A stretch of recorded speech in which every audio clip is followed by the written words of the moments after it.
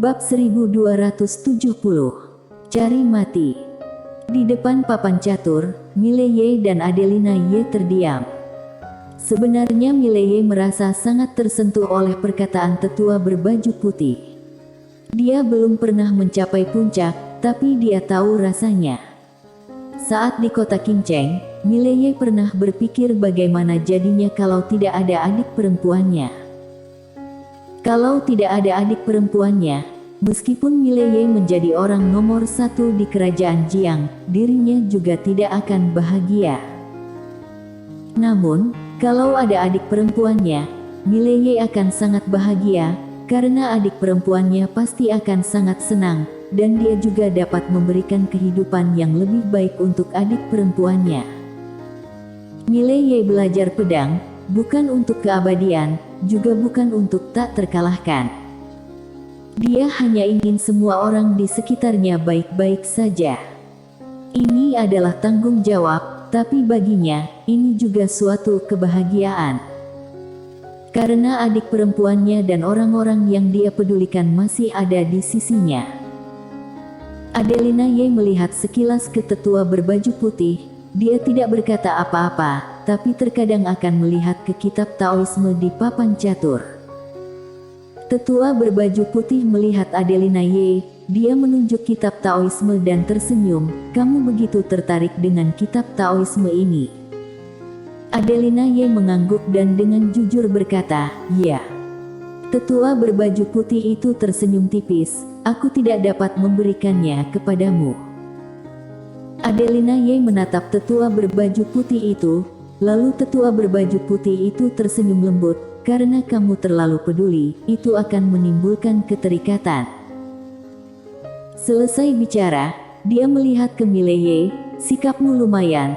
Sejak kamu bertemu denganku, kamu hanya melihat kitab Taoisme sekilas saja di awal, tapi selain itu, kamu tidak melihatnya lagi, cukup untuk menunjukkan bahwa dalam hatimu tidak ada keterikatan terhadap kitab Taoisme.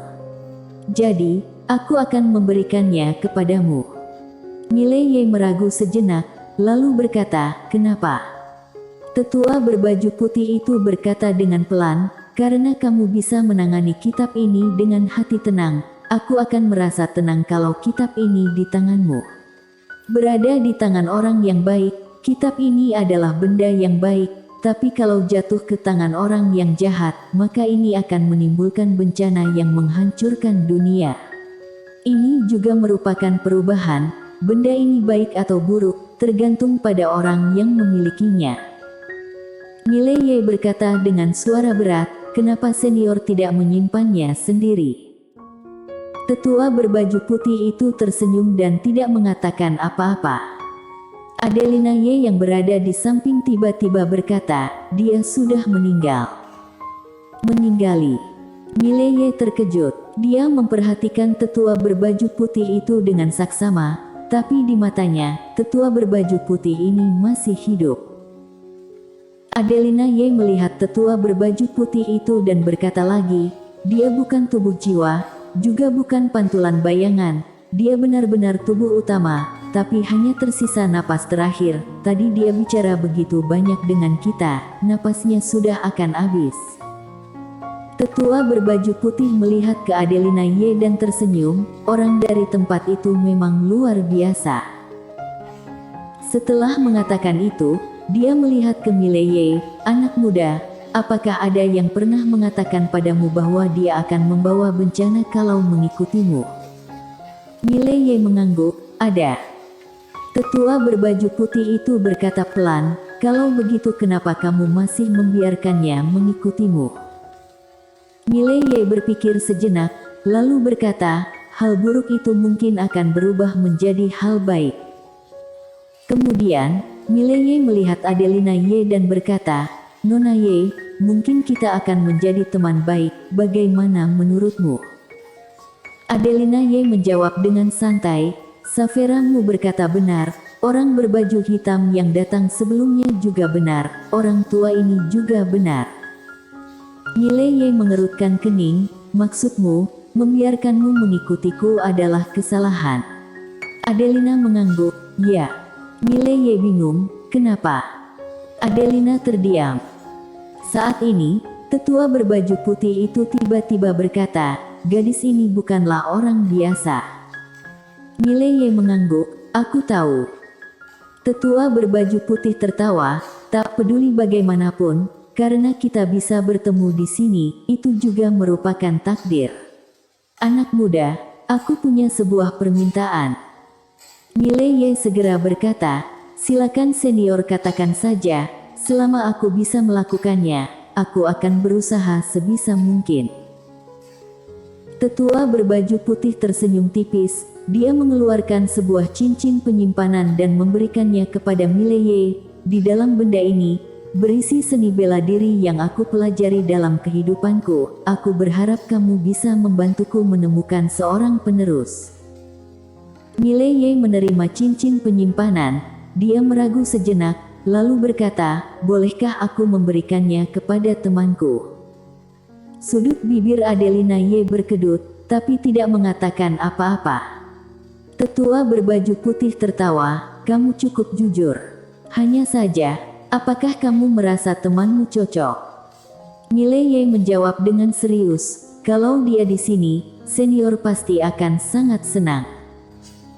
Orang yang dimaksud Mileye adalah Ladiaan. Dia yakin kalau orang tua ini melihat Ladiaan, dia pasti akan sangat senang. Dalam hal seni bela diri, tidak ada yang lebih cocok dari Ladiaan. Tetua berbaju putih tertawa, kalau begitu tidak masalah, aku percaya padamu. Setelah mengatakan itu, tubuhnya mulai menjadi ilusi. Pada saat ini, Adelina Ye tiba-tiba bertanya, kamu tahu di mana beberapa kitab Taoisme lainnya? Setelah mendengar ini, Mileye agak tidak senang karena nada bicara Adelina Ye terdengar sedikit tidak sopan. Seolah menyadari kemarahan Mileye, Adelina Ye meliriknya tanpa ekspresi, dia adalah seniormu, bukan seniorku. Dia seharusnya memanggilku senior. Sudut mulut Mileye berkedut, Nona Ye, kamu. Di samping mereka, tetua berambut putih tiba-tiba tertawa, dia sebenarnya tidak salah. Mileye. Tetua berambut putih itu melihat ke Adelina Ye, aku hanya tahu 4 jilid sebelumnya, yaitu, escape pertama, sebab akibat perubahan, dan takdir. Mengenai di mana mereka berada, sepertinya 2 di antaranya berada di tangan kalian, benar tidak? Mileye mengangguk, aku punya 1 jilid, yang seharusnya adalah escape pertama, dan Adelina punya 1, yang seharusnya adalah sebab akibat. Adelina Ye menatap tetua berambut putih, kamu tahu di mana jilid takdir? Tetua berambut putih menggelengkan kepalanya, aku pernah mencari jilid itu, tapi tidak berhasil menemukannya. Adelina Ye terdiam, sebenarnya, dia tahu di mana kitab itu, tapi dia ingin memastikannya. Tetua berambut putih tiba-tiba berkata, dengar-dengar kitab Taoisme ini terdiri dari 9 jilid. Benar-benar ingin melihat sisa jilid tersebut. Sayangnya, tidak akan keberuntungan itu lagi. Saat berbicara, tetua berambut putih tiba-tiba menghilang seperti asap. Datang tanpa jejak, pergi dengan meninggalkan asap. Mileye berdiri dan memberikan salam hormat ke arah tetua berambut putih. Di sampingnya, Adelina Ye tampak tenang, tidak tahu apa yang sedang dia pikirkan. Mileye melihat ke sekeliling sejenak, tidak ada apa-apa di sekitar. Orang tua itu tidak meninggalkan apa-apa, pergi dengan sangat leluasa, tanpa ada keengganan sedikit pun, mungkin pihak lawan sudah siap sejak lama. Pada saat ini, Adelina Ye tiba-tiba melihat ke Mileye dan bertanya, bisakah aku melihat jilid kitab Taoisme itu? Mileye mengulurkan jarinya dan kitab Taoisme itu jatuh di hadapan Adelina Ye. Adelina Ye menatap Mileye dengan mengernyit, kamu begitu santai. Mileye tersenyum, hanya melihatnya saja, memangnya kenapa? Adelina Ye menatap Mileye dan tidak mengatakan apa-apa, dia sedang berpikir dalam hati. Mileye tersenyum tipis, "Nona Ye jangan khawatir, aku tidak punya rencana apa-apa. Selain itu, maaf aku berbicara jujur, saat ini, Nona Ye juga tidak punya apa-apa yang membuatku tertarik, benar tidak?" Adelina Ye menerima kitab Taoisme. Dia tidak segera membacanya, melainkan meletakkannya di antara alisnya. Dia perlahan menutup matanya, kemudian menunjuk ke kitab Taoisme, muncul. Boom! Dalam sekejap, aroma yang kuat tiba-tiba keluar dari kitab Taoisme, diikuti oleh cahaya putih yang memancar dari kitab Taoisme itu. Melihat hal ini, Mileye terkejut, apa-apaan ini? Di langit, dalam cahaya putih tiba-tiba muncul sebuah bayangan ilusi, dan segera, bayangan ilusi itu mulai berlatih. Mileye melihat ke Adelina Ye, dia terkejut, "Nona Ye, ini." Adelina Ye tanpa ekspresi sedikit pun, di setiap kitab Taoisme mengandung seni bela diri yang sangat luar biasa, yaitu seni bela diri kitab Taoisme. Seni bela diri ini bisa dikatakan sebagai seni bela diri tertinggi yang diketahui di alam semesta saat ini. Tapi, hampir tidak ada orang yang tahu hal ini, bahkan orang tua tadi pun tidak tahu. Mileye tanpa sadar bertanya, "Bagaimana kamu bisa tahu?" Adelina Ye melirik Mileye sejenak, "Itu adalah urusanku." Mileye terdiam, orang ini sungguh misterius. Adelina Ye melihat ke langit, ekspresinya tampak rumit. Dengar-dengar kalau seseorang dapat mempelajari ke-9 seni bela diri kitab Taoisme. Mileye bertanya, "Apa yang akan terjadi?" Adelina Ye melihat ke Mileye, "Sampai saat ini, aku belum pernah bertemu orang yang pernah mempelajari seni bela diri kitab Taoisme dan bahkan pendahulu pun sama." Setelah mengatakan itu, dia melihat ke langit. Seni bela diri ini disebut cari mati. Kamu bisa mempelajarinya. Mileye mengerjapkan matanya, "Cari mati." Adelina Ye melihat ke Mileye, "Apakah ada masalah?" Mileye berkata dengan serius, "Apa arti cari mati itu?" Adelina Ye berkata dengan santai, "Artinya, begitu kamu mempelajarinya, kamu sulit untuk bisa mati." Mileye melihat ke langit. Dia ragu-ragu sejenak, lalu matanya tertutup perlahan. Pada saat ini, bayangan di alam ilusi tiba-tiba muncul di dalam benaknya. Perlahan, ekspresi Mileye menjadi lebih tegang, dan semakin tegang. Cari mati. Sebuah kalimat tiba-tiba muncul di dalam pikiran Mileye. Semua orang mengejar kesempurnaan, tapi aku mengejar kematian, meminta bumi untuk membunuhku, meminta langit untuk membunuhku, meminta kebenaran agung untuk membunuhku. Di sisi lain, Adelina Ye tidak mengganggu Mileye. Dia membuka kitab Taoisme dan membacanya dengan perlahan. Perubahan. Apa yang dimaksud dengan perubahan? Tetua berambut putih sudah menjelaskannya sebelumnya. Namun, kitab Taoisme menjelaskan lebih rinci lagi. Adelina Ye juga bisa melihat lebih banyak hal. Mileye memberikan kitab Taoisme kepadanya, dan seni bela diri kitab Taoisme ini adalah balasannya kepada Mileye.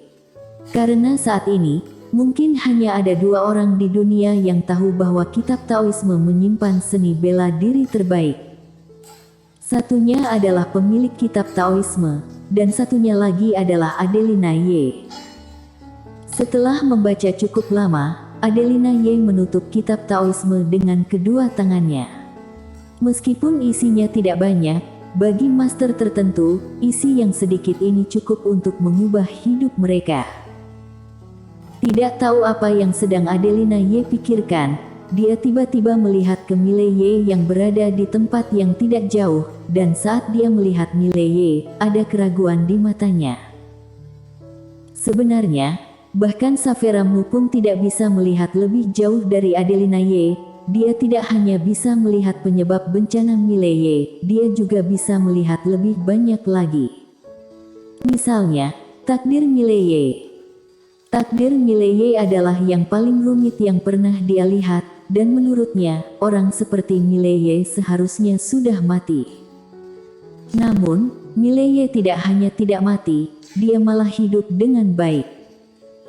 Adelina Ye menggelengkan kepala. Dia tidak terlalu ingin ikut campur dalam urusan Mileye, karena dia juga merasakan firasat buruk. Sekarang tidak ikut campur adalah pilihan terbaik. Kalau memilih untuk campur tangan, itu akan sangat tidak menguntungkan bagi Adelina Ye. Dan dia juga tidak perlu ikut campur, sekarang dia dan Mileye hanya saling memanfaatkan. Tepat pada saat ini, Mileye yang tidak jauh dari sana tiba-tiba membuka matanya, tangannya perlahan terangkat, lalu dengan kuat digenggam. Dalam sekejap, seluruh dunia menjadi alam iluasi dalam saat itu juga. Adelina Ye melihat ke Mileye, raut wajahnya agak tegang. Kamu tidak dapat benar-benar menguasai kekuatan itu sekarang, jangan bertindak sembarangan. Mileye berkata dengan suara gemetar, aku sedikit tidak bisa menahan diri. Adelina Ye berkata dengan marah, dasar bodoh, cepat biarkan aku masuk ke menara. Mileye bersambung.